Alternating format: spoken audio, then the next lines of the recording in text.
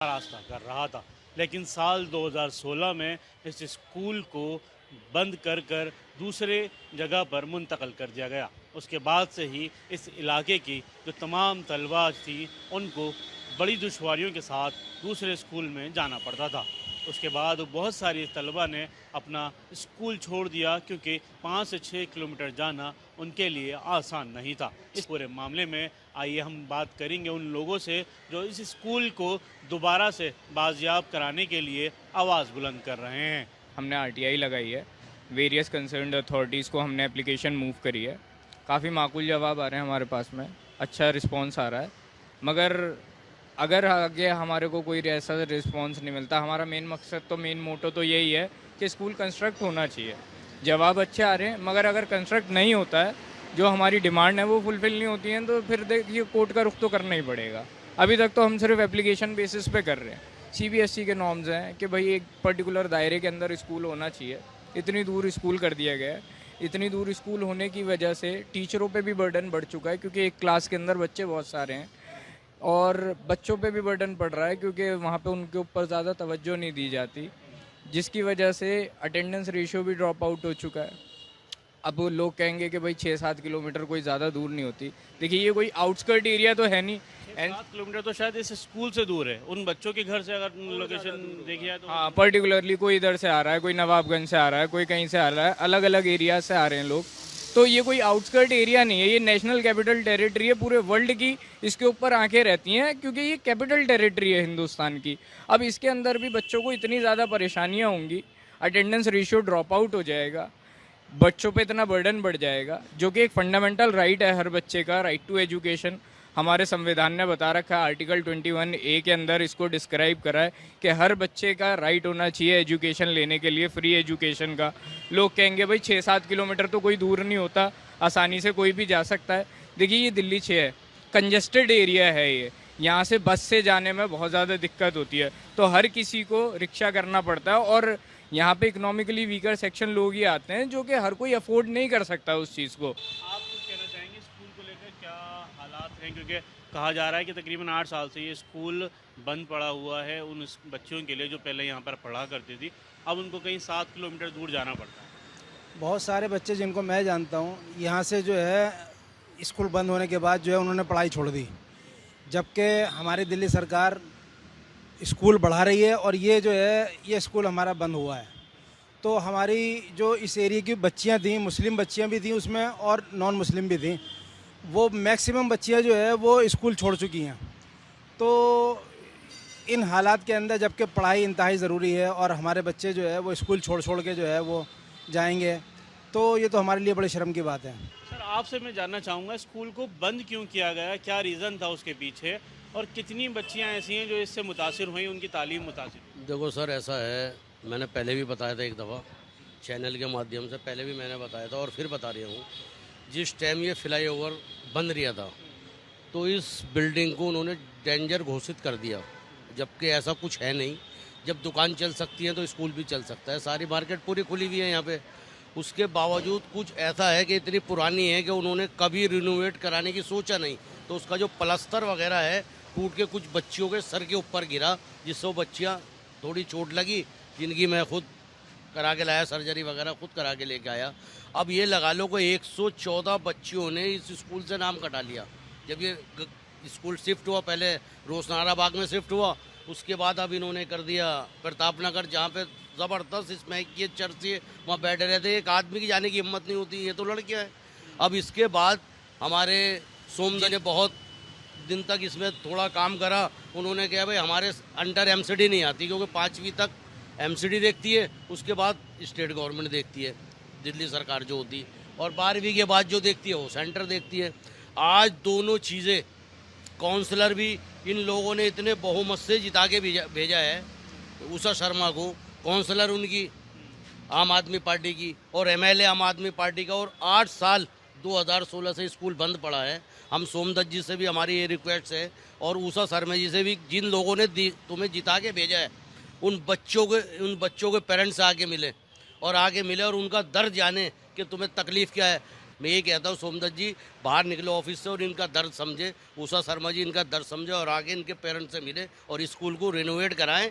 ऐसा कुछ नहीं है, इतनी खतरनाक बिल्डिंग नहीं है, जब मार्केट चल सकती है तो यहाँ स्कूल भी चल सकता है। ठीक है बल्ले, अल्लाह हाफ़िज़। खालिद भाई, मैं आपसे जानना चाहूँगा, दिल्ली सरकार लगातार ये बात कहती है और ये मतलब वादा करती है कि एजुकेशन के मामले में सबसे अच्छे तरीके से उसने काम किया है, लेकिन यहाँ पर ये स्कूल है जो लड़कियाँ यहाँ पे तालीम हासिल करती थी वही 8 साल से बंद है, उसको कहीं दूसरी जगह शिफ्ट कर दिया गया है। उससे बच्चे की तालीम पर जो असर पड़ रहा है उसके लिए किसको जिम्मेदार मानते हैं? देखिए, मैं आपको एक जानकारी दे दूँ, ये जो हमारा एरिया है यहाँ पे दलित समाज के लोग और मुस्लिम समुदाय के लोग बहुत लोग रहते हैं, और आपको ये मालूम है कि दलित और मुस्लिम जो है अपने बच्चों को कम पढ़ाते हैं, और ख़ास कर लड़कियों को, क्योंकि वो इनसिक्योर महसूस करते हैं कि लड़कियों के मामले में। अब आप यहाँ आसपास स्कूल होता है तो अपनी बच्चों को भेज देते थे, लेकिन जब ये स्कूल को शिफ्ट कर दिया गया है दूसरी जगह, तो उन लोग बहुत सारे लोगों ने जो पेरेंट्स हैं अपनी बच्चों के नाम कटवा लिए और घर में बिठा दिया, क्योंकि वो एरिया ऐसा है, सेंसिटिव एरिया है, वहाँ पे गलत लोग रहते हैं, क्रिमिनल टाइप के लोग रहते हैं, वो अपने चाहते हैं कि बच्चियाँ वहाँ ना जाएँ। तो उसकी वजह से उन बच्चों यानी उनका लगा लो कितने लोगों का भविष्य बर्बाद किया लड़कियों का। मैं तो ये अभी आरिफ भाई ने कहा MCD 5, देखो MCD जो है बहाना है, काम कुछ करके नहीं दिखाना है।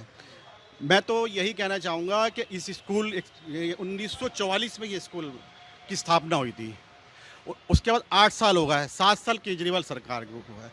केजरीवाल सरकार में लोगों ने जो इसको वोट दिया था, किस पे शिक्षा पे दिया था, बिजली पे दिया था, पानी पर दिया था, स्वास्थ्य पे दिया था। ना स्वास्थ्य है और बिजली पानी का तो आपको सबको पता है, और बाकी शिक्षा का आप हाल देख ही रहे हैं। ये कहते हैं, इन्होंने कहा था कि हम 200 स्कूल हर साल बनाएंगे, 200 स्कूल, 20 स्कूल नहीं बनाया गया भाई साहब।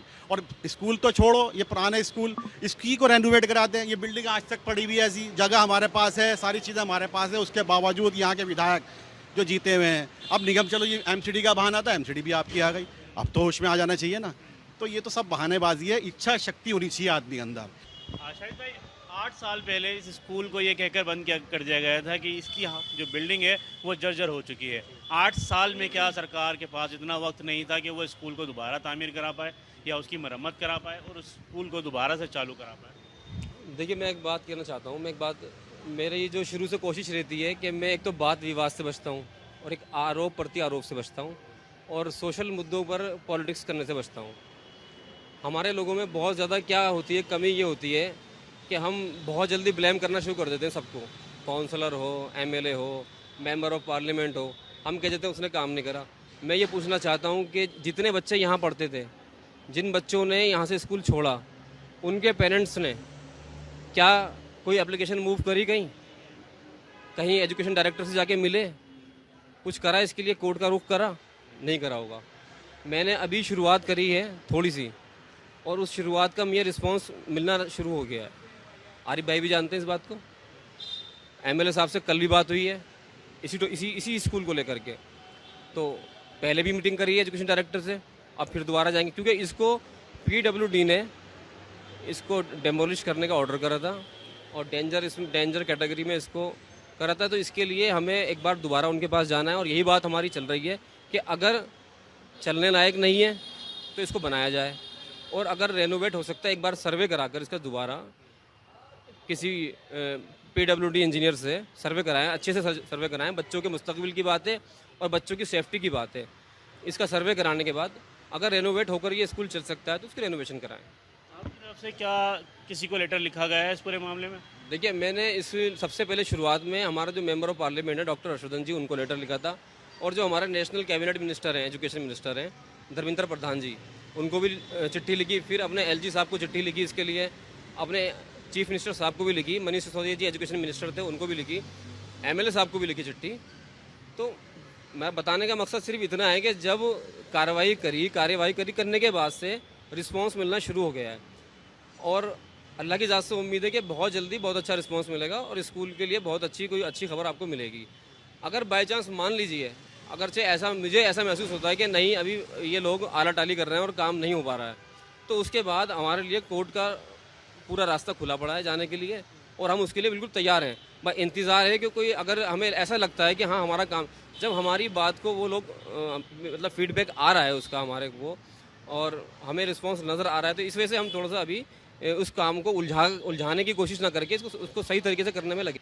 क्या आप कानून के पेशे से ताल्लुक़ रखते हैं? इस स्कूल को लेकर, एजुकेशन को लेकर जो बुनियादी हक है, राइट टू एजुकेशन एक्ट, उसके हिसाब से क्या ज़रूरी है और क्या नहीं?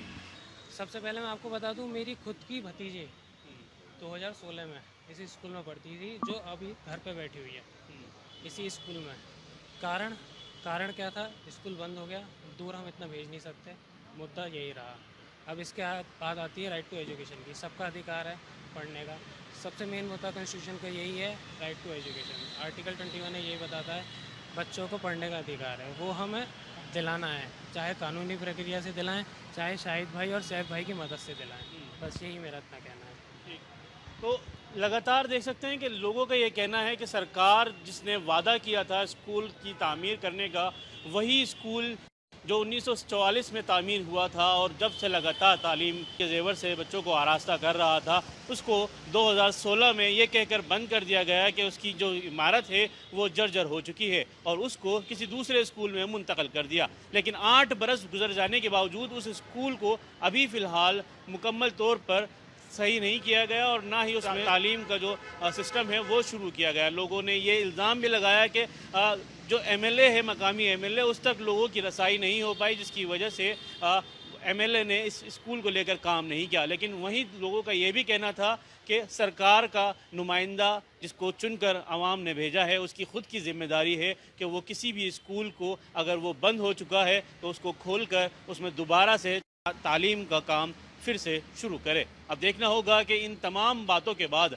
क्या दिल्ली सरकार के जो एमएलए हैं वो इस स्कूल को लेकर आगे आते हैं और स्कूल को दोबारा से नए रास्ते से शुरू करते हैं, या फिर वो ये इसी तरह से तालों में बंद रहेगा और स्कूल में तालीम के लिए लोगों को दूर दूर जाकर भटकना पड़ेगा। ईटीवी भारत के लिए दिल्ली से मोहम्मद राहिम।